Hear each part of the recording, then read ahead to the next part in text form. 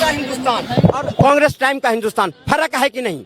ये दोनों हिंदुस्तान क्या फर्क? ये क्या है? कांग्रेस टाइम का हिंदुस्तान, सनातन टाइम का हिंदुस्तान, सिख टाइम का हिंदुस्तान। अरे हिंदुस्तान की खूबसूरती आप क्या जानोगे? आप सो रहे हो, आप सो रहे हो, बांग मदरा पीकर सो रहे हो। आप हिंदुस्तान की खूबसूरती आप क्या जानोगे? क्या जानोगे?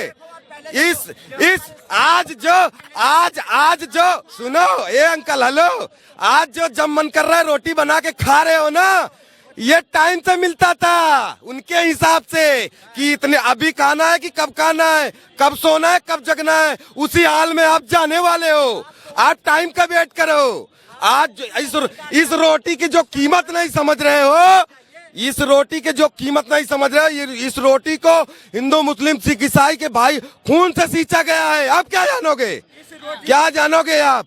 आपको तो सिर्फ धर्म का चश्मा पहना दिया गया है और अनाज ले लो, राशन तल्ली लेके सो, बाकी ना रोजगार से मतलब है, आप न शिक्षा से। मोदी जी आने वाले समय में भीख मांगेंगे।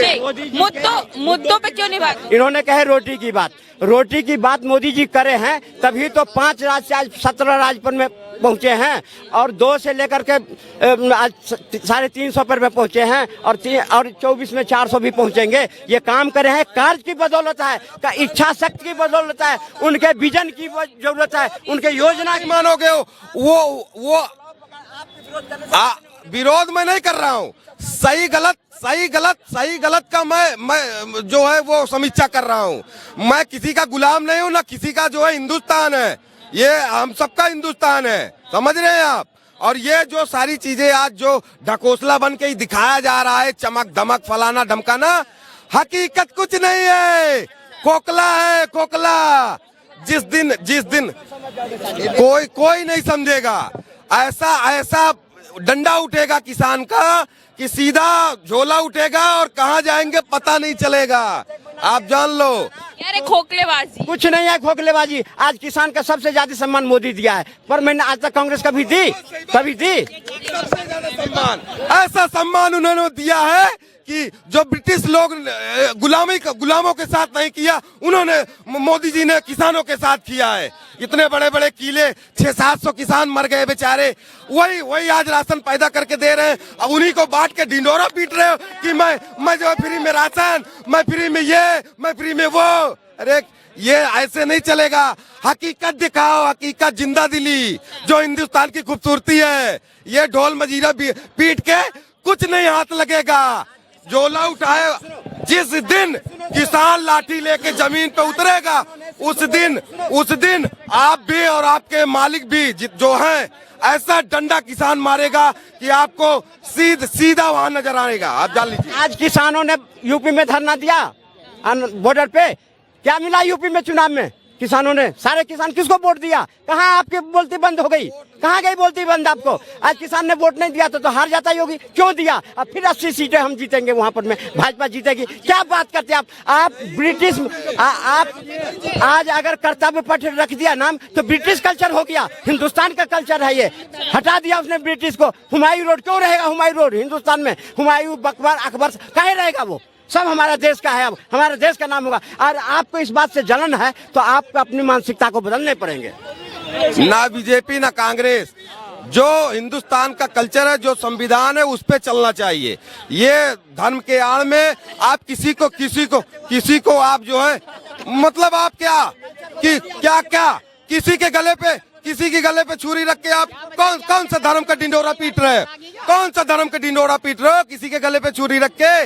ये हिंदुस्तान चारों लोगों को साथ में लेकर चलना पड़ेगा। आप अकेले चल के कुछ नहीं कर पाओगे। चारों लोगों का खून शामिल है इसमें, एक लोग का खून नहीं शामिल है। हाँ, एक लोग का खून नहीं शामिल है, आप समझ लीजिए। क्या कह धर्म के नाम पे भटकाया जा रहा है। आज सुनो, आराम से अगर नीतीश को हम नहीं, अगर बीजेपी नहीं अपनाते तो क्या होता? मध्यावधि चुनाव होती ना, क्योंकि बहुमत तो किसी का था नहीं। संविधान बहुमत, राष्ट्रपति शासन लागू होता, फिर चुनाव होता, खर्चा बढ़ता। ये इस चीज को बीजेपी ने बचाया है और लाया है उसको। और रही बात, सुनो, नीतीश जिस तरह नीतीश का है वैसे मोदी का है, वैसे योगी का है। आज देख रहा था, सुन लो, अरे नीतीश देख रहा था कि मेरे आंख के नीचे चोरी। बीजेपी ने खुद बोला था कि हमारे दरवाजे बंद हो चुके हैं, अब तो वापस क्यों बोला? में कोई किसी का दुश्मन नहीं, कोई किसी का नहीं। राजनीति में हमेशा एक दूसरे के दरवाजे खुले थे। आज कांग्रेस क्यों अपनाया कांग्रेस? नीतीश, जो आज नीतीश सर्वा बन गया कांग्रेस में, वही चला गया, तो अब विपक्ष में रहा क्या? गठबंधन खत्म हो गया ना। जो हवा में उड़ रहे हो चाचा, अगर बैलेट पेपर से चुनाव हो जाएगा ना, तो ये सारा लोंग लपेटा वाला सिस्टम आपका खत्म हो जाएगा। समझ रहे हो? ये अगर अब बैलेट पेपर से चुनाव होगा तो आप समझिए कि हवा यहाँ कहीं गिनती नहीं होगी। बैलेट पेपर आ गई, ईवीएम से चुनाव होगा फिर आएंगे, ये मैं कह रहा हूँ। भूल जाओ। बैलेट पेपर हिंदुस्तान आगे बढ़ रहा है, चांद पे जा रहा है। तुम जा रहे हो लिखने के लिए, कोर्ट बदलो, कचहरी बदलो, सब बदलो। क्या बात करते हैं? आप जाओ, आप क्यों ये पहने हो? गंजी पहन के आओ, कुर्ता पहन के आओ, क्या बात करते हो? जर्मनी देश क्या है? अमेरिका जर्मनी क्या कर रहा है? बैलेट पेपर से चुनाव हो रहा है। ये मूर्खों का झुंड का देश है, इसीलिए बेवकूफ बनाया जा रहा है। नीतीश कुमार पे क्या कहना है? वो छोड़ के चले गए वापस से। चुनाव में उसका कोई भरोसा नहीं है। वो जिधर मसाला मिलेगा उधर जाएगा। वो 5 साल में 3 बार शपथ ले चुके हैं। 2014 वापसी आ जाएंगे, फिर आ जाएंगे। क्या कह रहे पलटू राम में जिधर मसाला मिलेगा उधर चले जाएंगे। देखे, जो गठबंधन होती ना, एक कोई सिस्टम बनता है, उस विचारधारा से एक दूसरे का गठबंधन बनता है। जो नीतीश का विचारधारा है वो भाजपा से मेल जोल खाता है, इसलिए वो बार बार आते हैं। 9 बार पलटी मार रहे हैं एक विचारधारा। पलटी मारने की बात हुई, पलटी मारने की बात तो कांग्रेस में नहीं पलटी मारते। एक था हरियाणा का गयाराम, उसका नाम था गयाराम। वो कांग्रेस ने जब उसने 15 दिन के अंदर गयाराम ने 3 बार बदली अपनी पार्टी को, 3 बार। तो जब लास्ट में कांग्रेस में आया तो कांग्रेस का वहाँ का चीफ मिनिस्टर था, कहा आयाराम, मतलब आया, जो गयाराम था वो फिर आयाराम। बात करो, गयाराम पे सवाल उठा रहे हैं। गयाराम, मैं एक बात में सारी जवाब दे देता हूँ कि मरी हुई मछली जो है वो धारा के साथ बहती है और जीवित मछली ना धारा के विपरीत बहती है।